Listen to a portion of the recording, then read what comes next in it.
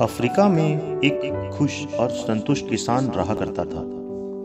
वह खुश था क्योंकि वह संतुष्ट था, और वह संतुष्ट था क्योंकि वह खुश था।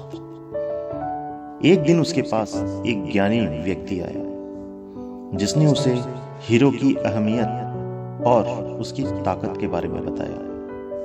ज्ञानी व्यक्ति ने कहा, अगर तुम्हारे पास अंगूठे के जितना भी हीरा हो तो तुम अपना एक शहर खरीद सकते हो, और अगर तुम्हारे पास मुट्ठी के बराबर हीरा हो तब तो तुम शायद अपने देश के ही मालिक बन सकते हो। ऐसी बातें किसान को बताकर वह ज्ञानी व्यक्ति चला गया। उस रात किसान को बिल्कुल नींद नहीं आई।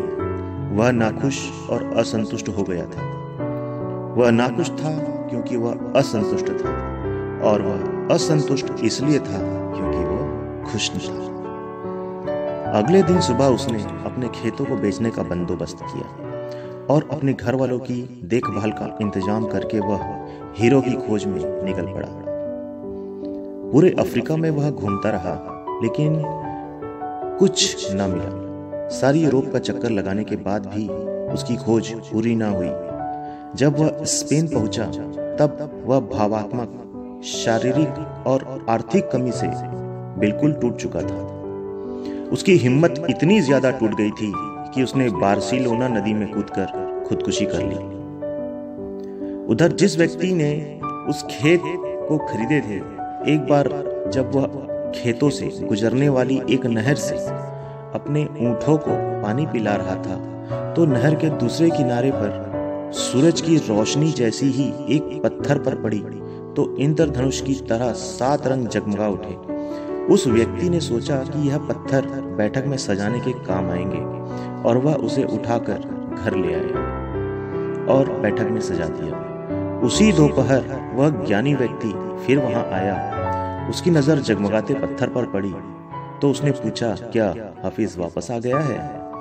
नए मालिक ने जवाब दिया, नहीं, लेकिन आप ऐसा क्यों पूछ रहे हैं? तब ज्ञानी व्यक्ति ने जवाब दिया, वह सामने रखा पत्थर हीरा है, मैं देखते ही पहचान जाता हूं। नए मालिक ने फिर कहा, नहीं, वह सिर्फ एक पत्थर है, मैंने उसे नहर के पास से उठाया है। चलिए मैं आपको दिखाता हूं। वहां ऐसे बहुत सारे पत्थर पड़े हैं। वे दोनों गए और पत्थरों के कुछ नमूने उठा लाए और जांच के लिए भेज दिए।